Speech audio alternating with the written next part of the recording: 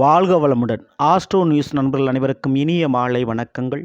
இன்றைய பதிவில் ரிஷபராசியில் பிறந்த நண்பர்களே, ஒரே நேரத்தில் கட்டிலும் தொட்டிலும் உங்களுக்கு கிடைக்கப் போகிறது.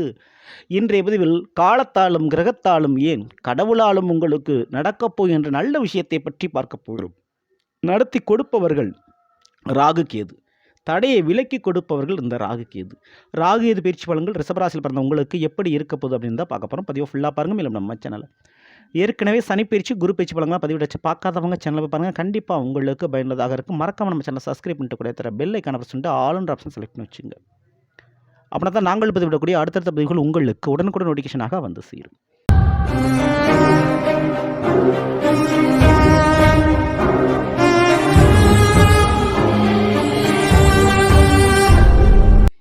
ரிஷபத்தில் பிறந்த நண்பர்களே, ராகு கேது பயிற்சிக்கு முன்னதாகவே குரு பயிற்சி நடைபெறப்போது உங்களுடைய ஜென்ம ராசியில் அமர்ந்திருக்கக்கூடிய குரு மே 14 உங்களை விட்டு விலகிறார்.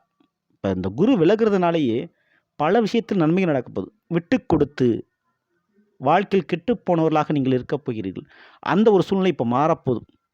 விட்டு கொடுத்தவங்க கெட்டு போகிறதில்ல சொல்லுவாங்க இல்லையா, அந்த மாதிரி ஒரு நல்ல விஷயம் உங்களுக்கு நடக்கப் போகுது. சில நபரிடமிருந்து விலகி இருப்பீர்கள், அதனாலும் ஒரு நல்லது நடக்கப் போகுது. இந்த ஒரு நேரத்தில் ராகு கேது பயிற்சி. ராகு பகவான் மீனத்தில் இருக்கிறாரு, கேது பகவான் கன்னியில் இருக்கிறாரு. மே 18 இந்த 2 கிரகங்களும் பயிற்சி அடைய போதும்.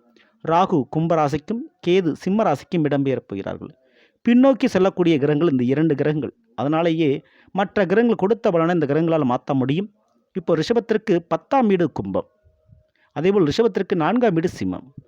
இப்போது 11ஆம் வீட்டை விட்டு விலகிறாரு, சரிங்களா?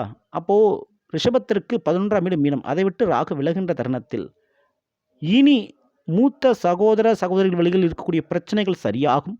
சொத்து பாகப்பிரிவினை பிரச்சனை சுமூகமாக முடிந்து அது உங்கள் கைகளுக்கு வந்து சேரும். உறவுகளில் பிரிவுகள் இருந்தால் அந்த பிரிவுகள் சரியாகும். அதே நேரத்தில் 5ஆம் வீட்டை விட்டு கேது விலகிறதுனால காதல் கைகூடும், கல்யாணம் முடியும். கட்டில் யோகம் கண்டிப்பாக இருக்குது, கல்யாண யோகம் இருக்குது. அதேபோல் தொட்டில் யோகம், அதாவது குழந்தை பாக்கியம் கண்டிப்பாக இருக்குது. ஏன்னா 5ஆம் வீட்டை விட்டு கேது விலகிறார். பிள்ளைகளோட பிரிவு இருந்தால் அது சரியாகும்.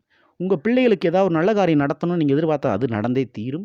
உங்களுடைய பெயர் களங்கம் ஏற்பட்டிருந்தால், ஒரு அவமானம் ஏற்பட்டிருந்தால், உங்களுடைய பெயருக்கு ஒரு இழுக்கு ஏற்பட்டிருந்தால், ஒரு அவச்சொல் ஏற்பட்டிருந்தால் அது சரியாகி சொந்த பந்த உறவுகள் மற்றும் மக்கள் சமுதாயம் முன்பு உங்களுடைய பெயர் தலை நிமிரும், சரிங்களா? புகழ் கிடைக்கும். இப்போது ராகு 10ஆம் வீட்டுக்கு போகிறார்.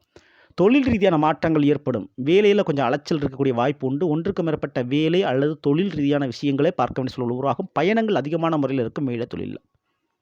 உடல் ரீதியாக சின்ன ஒரு சர்ஜரி ஆப்ரேஷன் ஏதாவது ஒன்று பண்ண வேண்டிய சூழல் உருவாகும். உடல் நிலையில் கொஞ்சம் கவனம் அக்கறை தேவை. உங்களுக்கோ அல்லது உங்களுடைய உறவுகளுக்கோ அது ஏற்படலாம். அடுத்தபடியாக 4ஆம் வீட்டுக்கு கேது வர்றாரு. கல்வி தடை ஏற்பட வாய்ப்புண்டு. அதனால் படிக்கும்போதே வேலைக்கு செல்லக்கூடிய சூழ்நிலை உருவாகலாம். ஆனால் அரசாங்க விஷயத்தில் ஏற்பட்ட பிரச்சனைகள் உங்களுக்கு சரியாகுங்க. வீட்டு பிரச்சனை, பூர்வீக சொத்து பிரச்சனை கொஞ்சம் சரியாகும், அதற்கு வாய்ப்புண்டு. தாயினுடைய உடல்நிலையில் கொஞ்சம் கவனம் அக்கறை தேவை. மற்றபடி பயப்படாமல் நீங்கள் இருக்கலாம். ஆக மொத்தம் ரிஷபராசியில் பிறந்த உங்களுக்கு இந்த வருடம் கட்டில் யோகம் தொட்டில் யோகம் கண்டிப்பான முறையில் உண்டு. அதன் ரீதியாக குடும்ப சகிதமாக சந்தோஷம், மகிழ்ச்சி, குதூகலிப்பு மற்றும் குடும்பத்தில் விசேஷம் என்பது உங்களுக்கு இருக்குது, சரிங்களா?